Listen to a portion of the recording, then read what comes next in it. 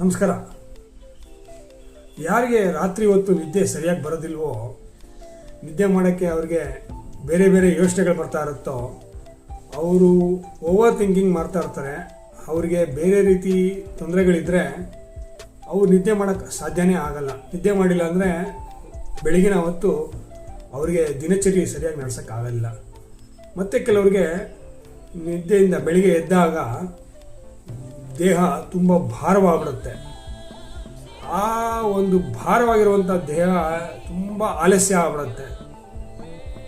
ಬೆಳಿಗ್ಗೆ ಎದ್ದ ತಕ್ಷಣ ಅವರಿಗೆ ಬೇಕಾಗಿರುವಂತಹ ಅಲರ್ಟ್ನೆಸ್ಸು, ಆ ಒಂದು ಉತ್ಸಾಹ, ಆ ಚೈತನ್ಯ ಅವರಲ್ಲಿ ಇರಲ್ಲ.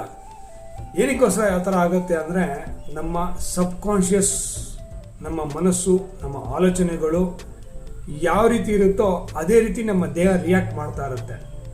ಈ ಒಂದು ರಿಯಾಕ್ಷನಿಂದ, ನಮ್ಮ ಆಲೋಚನೆಗಳಿಂದ ಒಳ್ಳೆಯ ಆಲೋಚನೆಗಳು, ಒಳ್ಳೆಯ ಆರೋಗ್ಯ ಪಡ್ಕೊಬೇಕು ಅಂದರೆ ನಮ್ಮ ಸಬ್ಕಾನ್ಷಿಯಸ್ ಜೊತೆ ನಾವು ಮಾತಾಡ್ತಾನೇ ಇರಬೇಕು, ಅದಕ್ಕೆ ಪ್ರೋಗ್ರಾಮ್ ಮಾಡ್ತಾನೆ ಇರಬೇಕು. ಅದು ಹೇಗಾಗುತ್ತೆ, ಯಾವ ರೀತಿ ಆಗುತ್ತೆ, ಅದು ನಮ್ಮ ಧ್ಯಾನದಿಂದ ಆಗುತ್ತೆ. ಮೆಡಿಟೇಷನ್ ತುಂಬ ಇಂಪಾರ್ಟೆಂಟ್ ಆಗಿರುತ್ತೆ. ಈ ಒಂದು ಮೆಡಿಟೇಷನ್ ನಾಳೆಯ ದಿನ ನಾನು ಪ್ರೋಗ್ರಾಮ್ ಮಾಡ್ಕೊಂಡಿದ್ದೀನಿ. 8:30 ರಾತ್ರಿ ಹೊತ್ತು.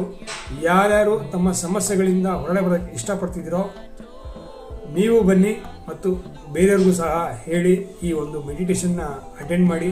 ನಿಮ್ಮ ಸಮಸ್ಯೆಗಳಿಂದ ಹೊರಗಡೆ ಬರೋಕ್ಕೆ ಸಾಧ್ಯ ಆಗುತ್ತೆ. ನಮಸ್ಕಾರ. ಜೈ ಹಿಂದ್.